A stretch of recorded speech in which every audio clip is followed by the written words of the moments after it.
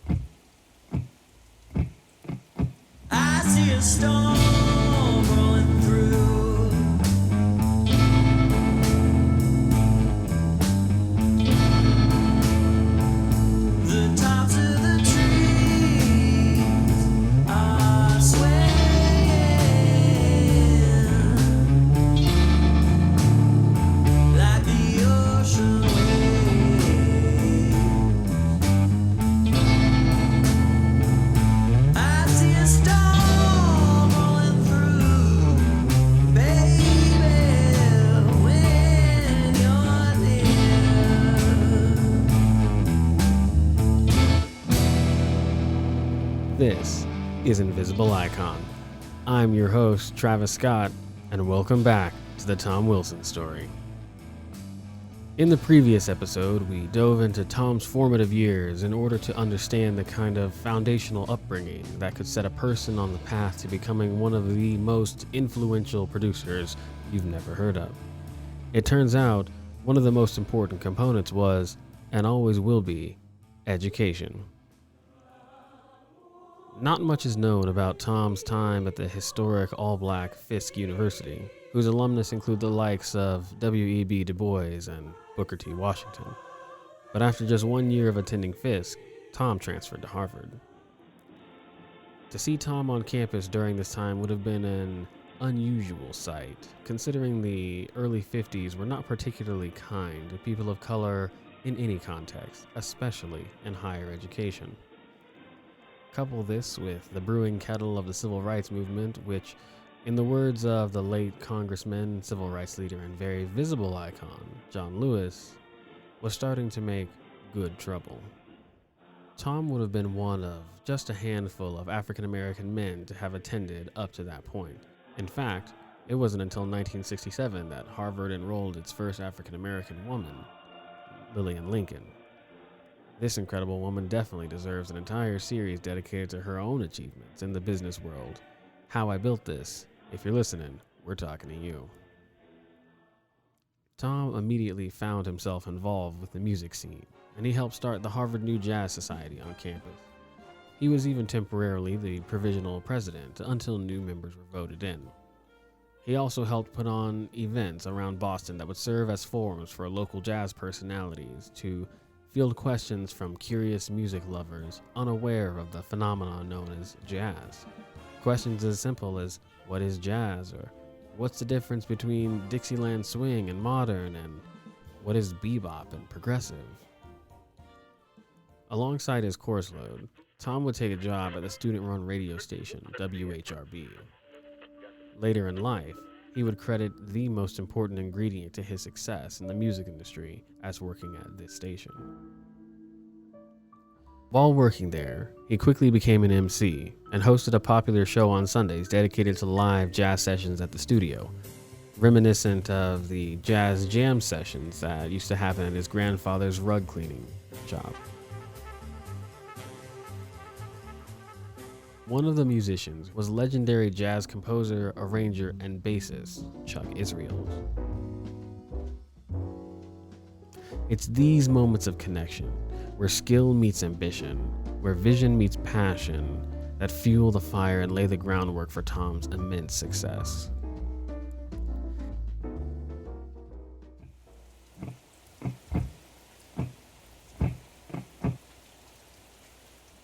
Chuck Israel is a professional bass player.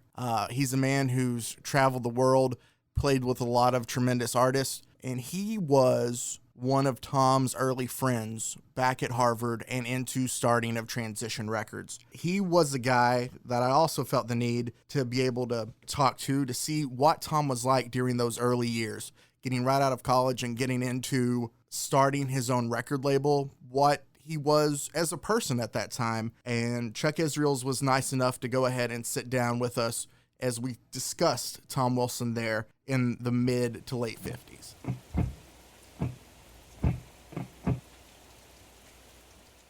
Rather moderately tall, good-looking black guy who was out of place at Harvard because that was 1958. You didn't see black Harvard students. That was a kind of a surprise that he was in that circumstance. He was completely at home intellectually, and nobody questioned his legitimacy of being there. Nobody thought, oh, this guy's gotten in on some kind of racial quota or anything like that, because he was a absolutely super competent, smart, educated guy. Tom would graduate cum laude from Harvard with a degree in economics, after which he would quickly borrow $900 to start his own record label called Transition Records. When asked at the time why he started the company, he said, "One of our main objectives is to record neglected American compositions which we feel deserve recognition." Large record companies were reluctant to sign unknown or emerging artists at the time because they couldn't sell. The majors had no interest in developing artists, they only wanted developed ones, but Transition could be different. Transition could record emerging talents and help them become famous on their own merit. And Tom had his hands in every facet of Transition Records, from producing to handwriting liner notes for the records.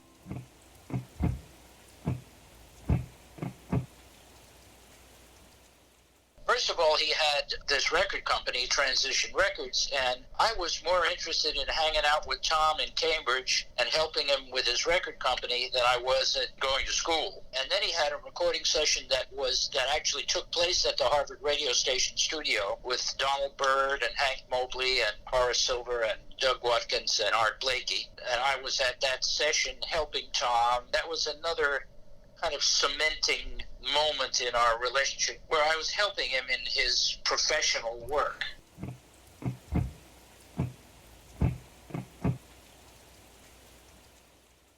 By 1957, Transition had put out about 10 records, but would be bankrupt. Now, this was not a sign of failure. In fact, quite the contrary. After recording the likes of Cecil Taylor,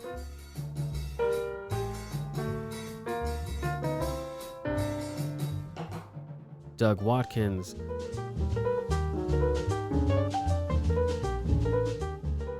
Donald Byrd,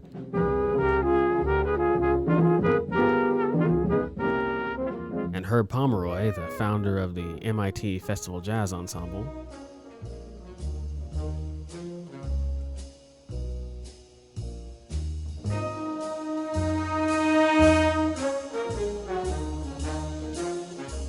Tom had plenty to hang his hat on, especially one record in particular, Sun Song, by the Afrofuturist pioneer, Sun Ra.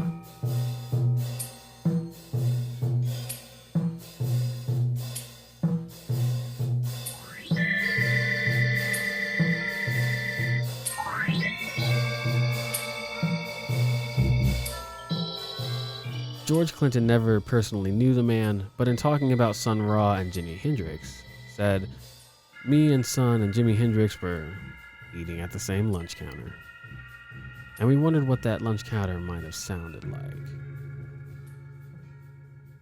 We enter a noisy, smoke-filled diner where Jimi Hendrix and Sun Ra are sitting next to each other, chatting about the meaning of reality. Jimi Hendrix strikes a match to light his Pall Mall cigarette, and in walks George Clinton."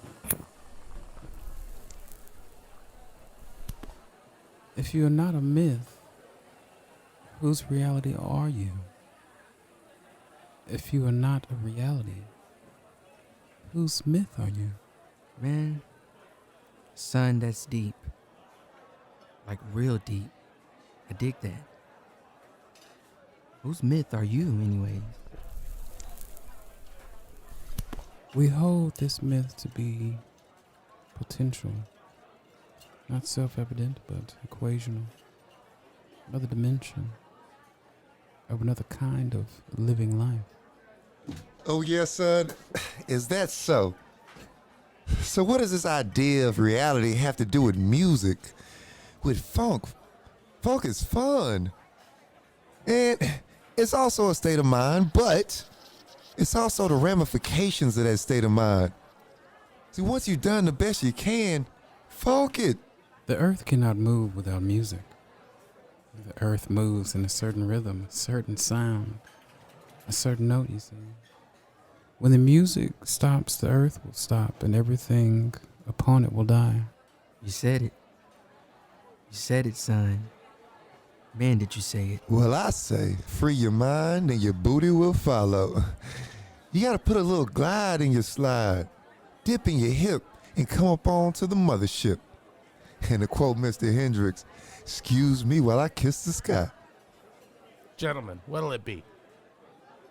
The trouble with people on this planet is they refuse to think. They refuse to believe anything except what they know. And I believe I know what I want. And that's the tuna on rye. Gotcha. Tuna on rye. What about you, fellas? I'll second what Sun Ra has eloquently stated about the inhabitants of the blue dot, and to add to it a fat slice of banana cream pie and a coffee, black, with more sugar than you could think necessary for a human. Man, if you give me a bowl of that soup of the day, I'll be sitting pretty.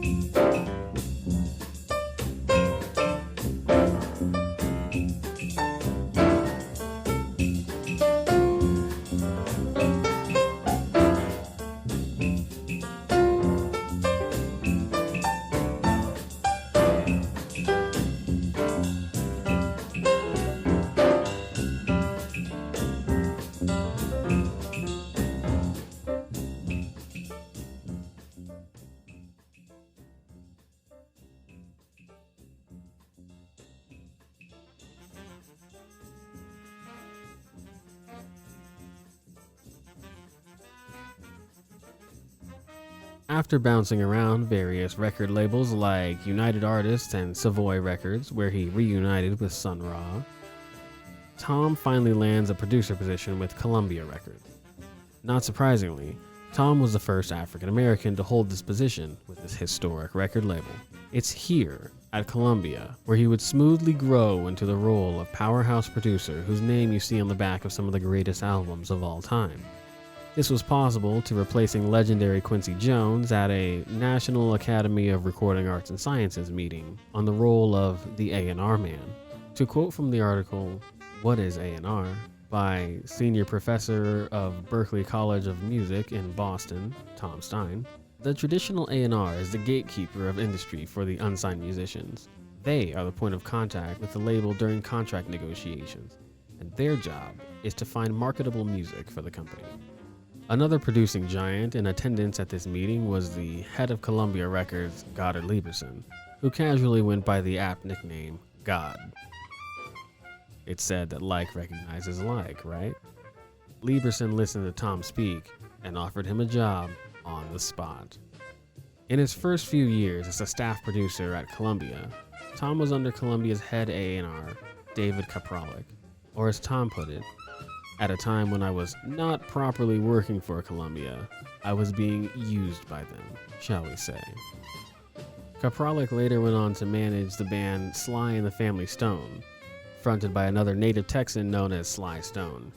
And perhaps Kapralik's biggest contribution to our story, he introduced Tom to a young and scrappy Robert Zimmerman, aka Bob Dylan.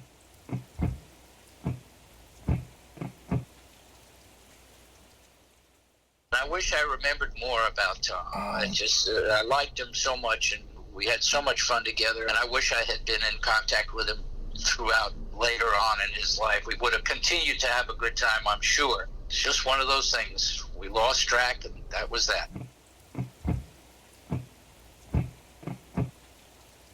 Texas Monthly writer Michael Hall. Would you like to see the city of Waco, or would you like to see some tribute in some way paid, to Tom Wilson? They're just now getting a Dory Miller statue memorial in Waco, and it seems like there's a little more awareness bit by bit. But it's been, 70 years since Doris Miller died? Well, and it's been 40, right? Yeah. 2018 now, so 40 years since Tom Wilson died. Yeah. So would you like to see, some record that he was there and that he was, Absolutely. And if they needed to be convinced, the city fathers and mothers of Waco should know that out in the rock and roll world, tourists would pay money to come to Waco to see some kind of site on Tom Wilson, this guy who had a hand in the careers of, some of the greatest American musicians of all time. This guy, who was born and raised right here in Waco, Texas, had a huge influence on the world of the 60s and 70s on up till today. And I don't know what they could do, but they should definitely fix his headstone. Yeah. But put a little monument to the place where he was born and raised. As we continue to move forward in the Tom Wilson story, I believe that one of the themes that keeps popping up is the theme of connection, being in the right place at the right time. And some of it is luck, and some of it is good planning and good thinking. And on Tom's part, it looks like Tom made his own luck, and in a lot of ways made sure that he was the right man in the right place. Sometimes the timing might have been a stroke of fate or a blessing of the universe, but without being able to control the timing element, Tom made sure that he had all of the other elements within his grasp. And this seems consistent for Tom's work. With his time at Harvard and with his time in running Transition Records, he had his hands in every element of this production so that he was producing quality work that lasts until today. And I'm looking forward to learning more about Tom Wilson as we continue to tell the story.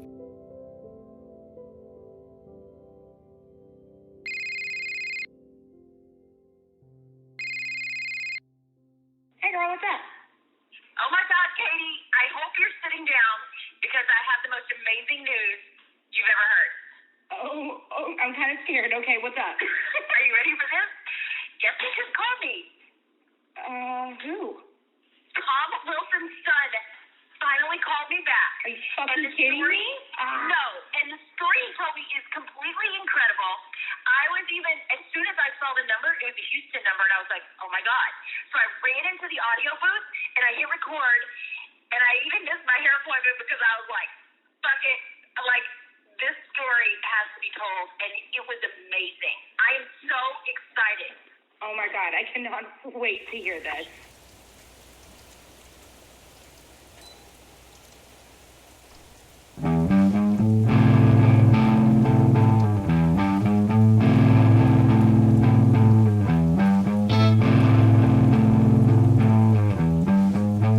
On the next episode of Invisible Icon, we'll dive into Tom's work with Bob Dylan at Columbia Records and his eventual hiring at MGM, where he worked with the likes of Frank Zappa, The Velvet Underground, and many more legendary musicians, and even produced the theme song for a certain Masked Crusaders nostalgic television series.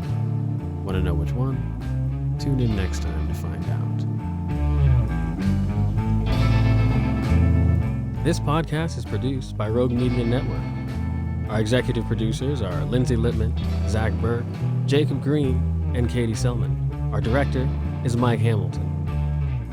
A special thank you to the voice actors for today's episode: Terry Blues as George Clinton, Nate Breezy as Jimi Hendrix, and Daniel Sapphire as Sun Ra. Our theme music is by the Bowleys. Join us for the next installment of Invisible Icon, The Tom Wilson Story.